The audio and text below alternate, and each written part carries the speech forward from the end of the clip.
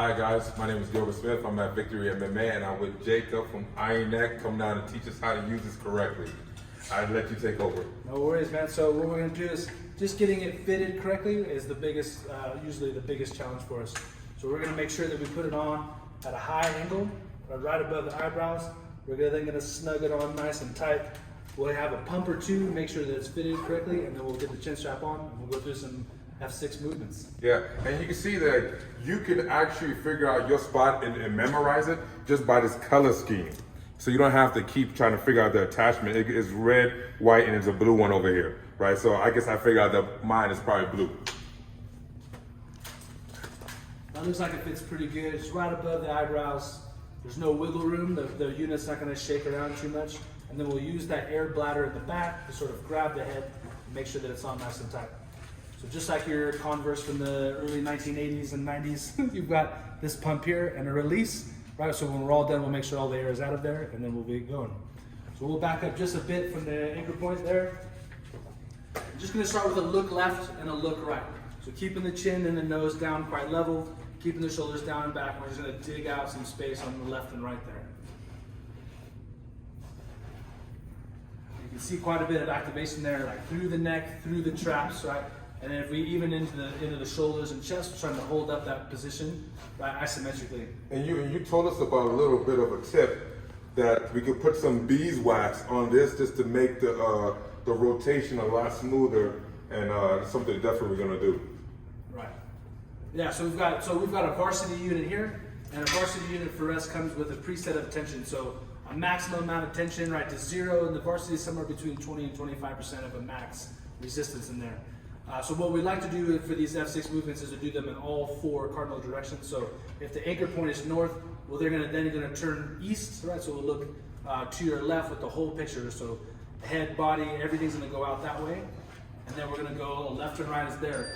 So now we also have isometric tension sort of floating from one side of the neck to the other, right? With the anchor point behind us, we activate the weakest part of our neck, right? Which is that whiplash and that anterior part.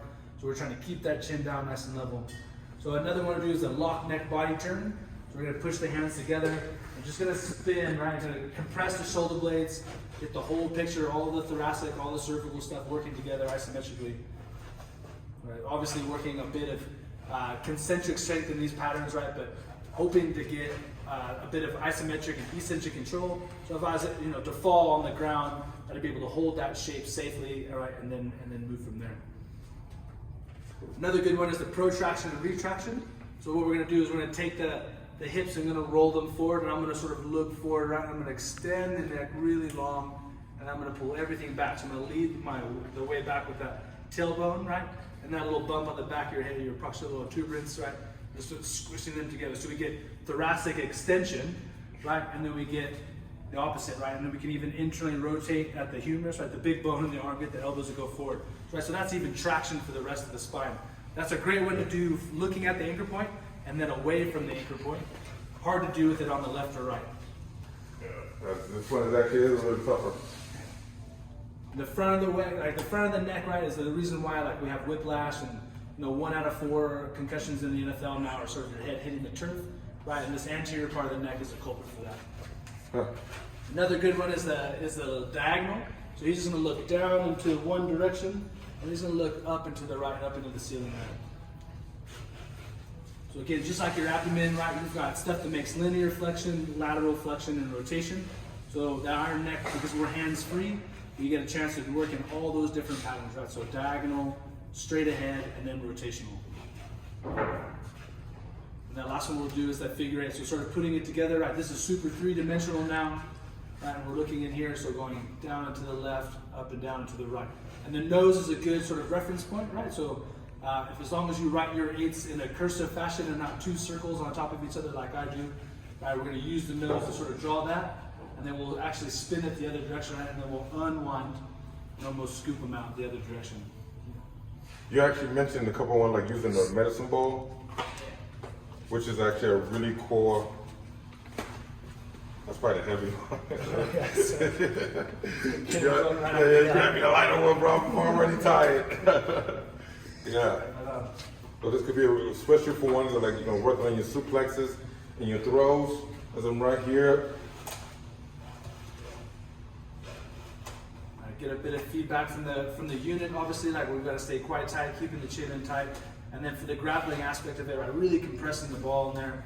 So again, like we're using the arms, the shoulders, the midsection, while we're getting feedback all the way down into the feet because the high lever point one to pull him towards the anchor point, so he's resisting that. Right? So eventually we'll get a bigger, more dynamic rotation in. And then you also show like maybe something from the working on your wrestling stance, you know, working on your shots here, keeping a strong neck. So when I'm penetrating, I don't get to a position where I'm shooting and I have a weak neck, which could put my neck into a compromising position. All right, that's my neck's kind of tight. So once again, you release this. Taking the air out, yep, all the way out. You'll hear the air sort of leave, right? Then the chin strap comes off, and the next person can use it. All right. Thank you, brother, for coming down all the way from Denver to show Victor MMA how to use the iron neck. So guys, use this, and I highly recommend every person, gym or at your house, whatever the case may be. There's attachment that you can.